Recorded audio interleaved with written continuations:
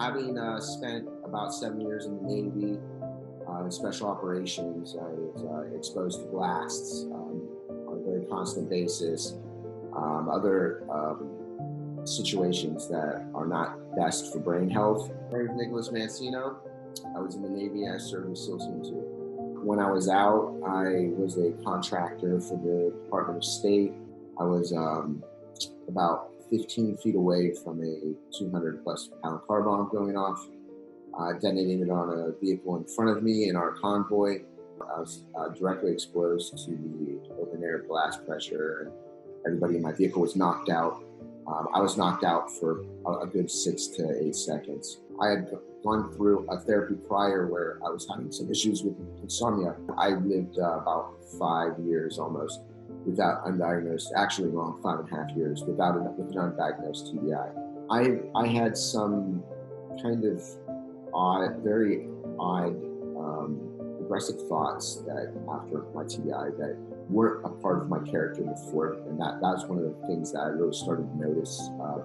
There was some type of change in me, and when I started to really understand like how HBOT works and everything, I was hoping that was probably going to be the thing that that maybe subsided, because I couldn't explain it for many years, and I felt it was a personality defect of mine. I thought, maybe this is who I am, and it wasn't who I was before. I felt like maybe I was losing my edge. So the emotional side of the cognitive problems led me to believe that I wasn't as good as I used to be, and my self-confidence did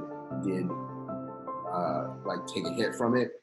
When I did get in touch with Alex at the 22 Project, it was a very fast process. Finding out that I had a TBI, it gave me closure with that part of my life to understand that I still am who I was before, that the blast might have altered some things and some processes in my brain, and that I'd have to adjust. I was able to control the the negative aspects of it, and have an understanding and some compassion for myself to understand I'm not a bad person. This is just something that happened to me.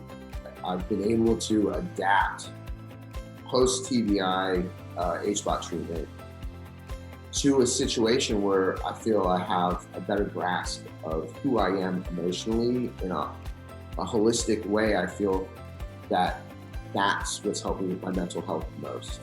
So when I started going through HBOT, and it was about into the third week or so, I remember I was like, I had internal dialogue in my head of music, and both drive around, and I would have the radio on. It was very odd because I did not have that in my life for a very long time, and it was something that was a part of my life up until the explosion.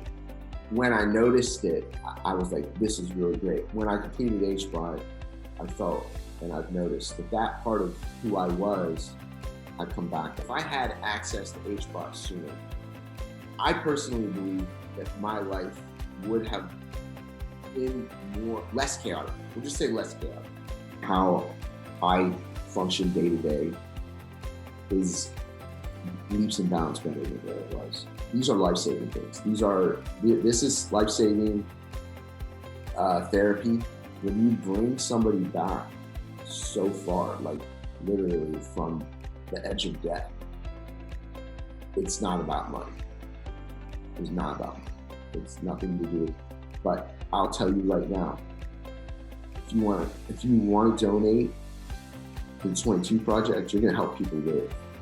Your money is it's your words. It's your vote. It's your action. It's your power.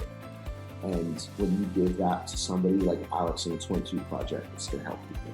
I can tell you I'm good. I'm doing okay. And it comes out like that. But on the inside, it's like, yeah, I know I'm okay. I know I'm good.